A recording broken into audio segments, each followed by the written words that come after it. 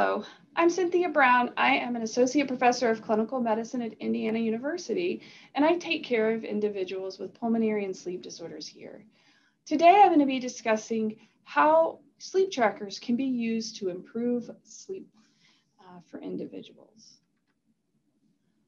I'm going to start and discuss reasons why it's important to think about tracking your sleep. However, there's so many ways to track sleep, whether it's a simple pen and paper method, all the way up to very expensive mattresses. Is there any particular one way that's best? Well, it's really hard to sort through this data, and we're going to talk about some of the pros and cons of a variety of different methods of tracking sleep. And finally, I'm going to talk about the accuracy of sleep trackers and how a doctor could use this information to help you get a better night's sleep. We all know that sleep problems affect almost every individual in the United States at some point in time. A sleep tracker can help you if you're in a period where you're having difficulty sleeping. And some of the ways that this happens is it'll help you learn your patterns of both falling asleep and waking up. It can also help you learn your circadian patterns. Do you have a tendency to be a night owl or an early bird? Once you know this, it can help you improve your sleep as well.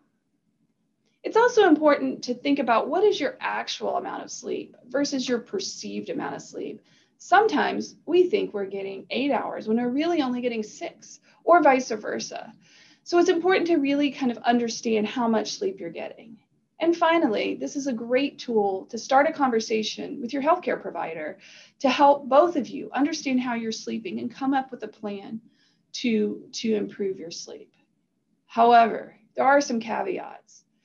You better not lose sleep over your sleep tracker, becoming so obsessed with the amount of data that's coming in that you fail to really treat your sleep with the kindness it deserves.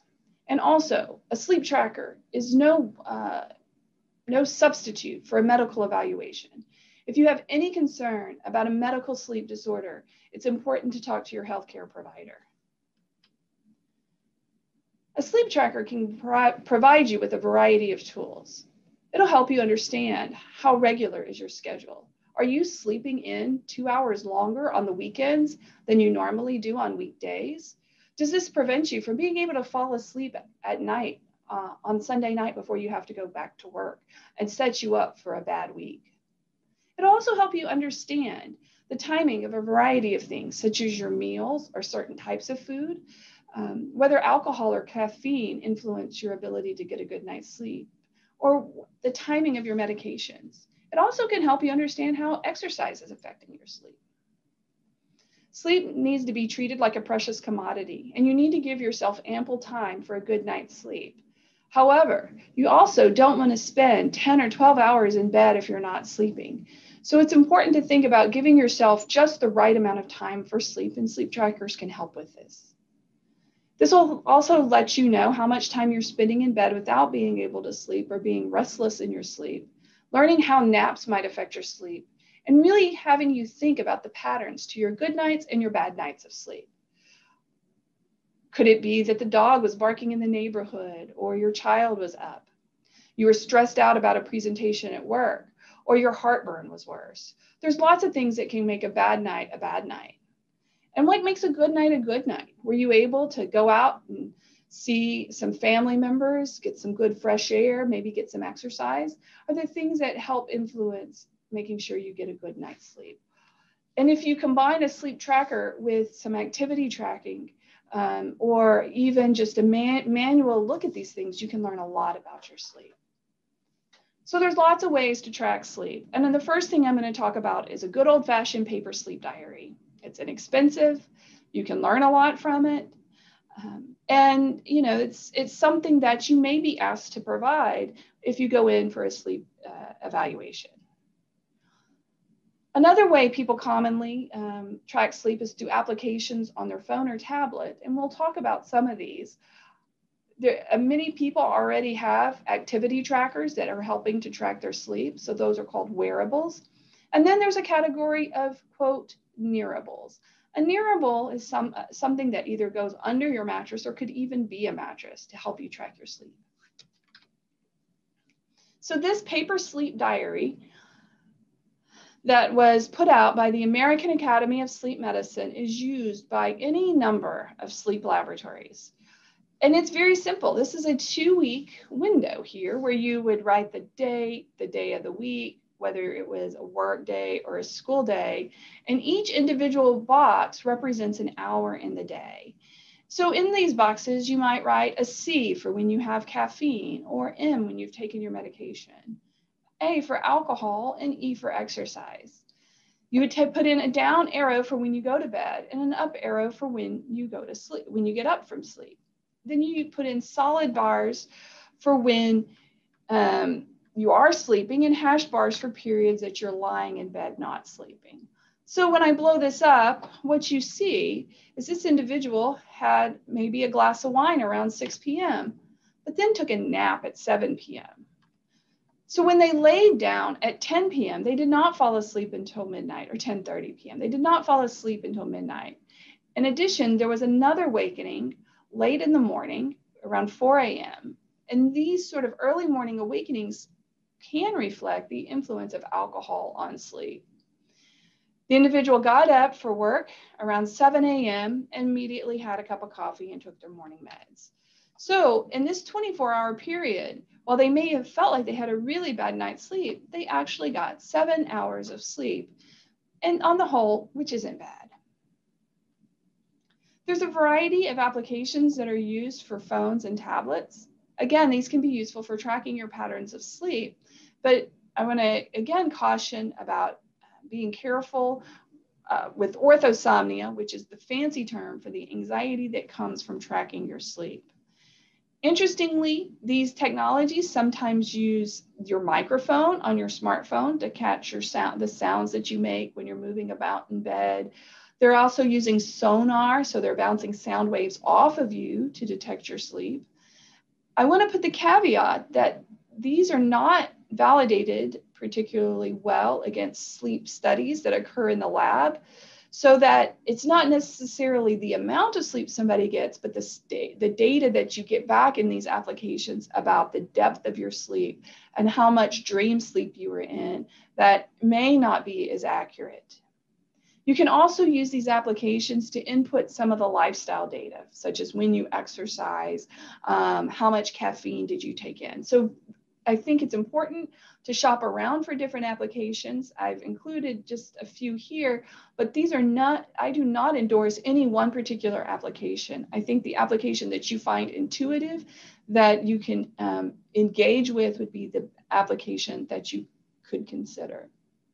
Some of these applications also include what they call a smart alarm, which attempts to wake you up at the most light part of your sleep rather than the deeper parts of your sleep. And some of them will even include some sounds so that if you're having trouble sleeping, you can put on some nice ocean waves to help you fall back asleep.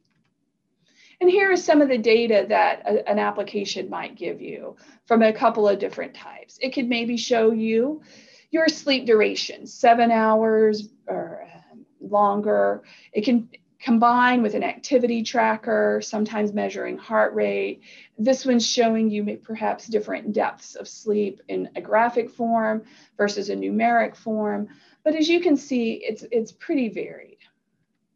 Wearables, as I mentioned, are things like smartwatches. Many people already have these, either like your Apple Watch or your Fitbit, but they even have biometric silicone rings with data sensors in them that are also made to help measure sleep. And this is going to use things like your body movements and heart rate changes and respiration and body temperature to assess the quality of your sleep and the depth of your sleep. It's similar data collection to all the other forms of monitoring, perhaps without that ability to include all the various lifestyle interventions as easily. But since so many people are already using an activity tracker, that sleep data is built right in. A wearable obviously is going to have the upfront cost of purchasing the wearable, but they come with an associated app for use that is typically free. And again, you may get data that's showing the depth of your sleep and how many hours you slept, a comparison of the amount of time over several different days. Maybe you get some days you only get 6 hours, some days you get closer to 8. So it gives you some data tracking as well.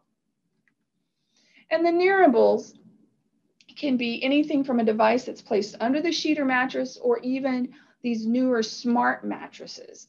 And you can imagine a smart mattress is going to have the highest associated expense if you're going all out to buy a mattress. But having the data collected from a smart mattress should not be the only reason you think about purchasing a smart mattress. These are also going to measure similar data, like your heart rate, your respiratory rate, and movement. So on this last slide, just a few pros and cons of sleep trackers. First of all, it can help you become very highly aware of your own sleep habits and the factors that influence good and bad nights of sleep. And you can use this as a tool to engage with your care providers to help come up with a plan for improving your sleep. They can be relatively inexpensive, anything from paper to a free application, although certainly, as mentioned, there's quite a range. And this can give you some very real-time feedback and can be more engaging to you than, say, talking with your doctor every 3 to 6 months. Say you make an intervention to improve your sleep hygiene, then you can get immediate feedback over the next week or two how that is improving your sleep quality night to night. The cons is we know that these are not well validated against in-laboratory collected sleep data, particularly for the depth and staging of sleep. And I want to reiterate that this is also not an FDA product. And for most of these applications that are going to say, okay, this is highly effective for diagnosing X. And I want you to be careful not to get into the trap of being obsessive about the data collected by a sleep tracker, as that can only increase your anxiety. And don't overly rely on sleep trackers, particularly if there's any suspicion for an underlying sleep disorder. Thank you for taking these few minutes to listen to me discuss sleep trackers.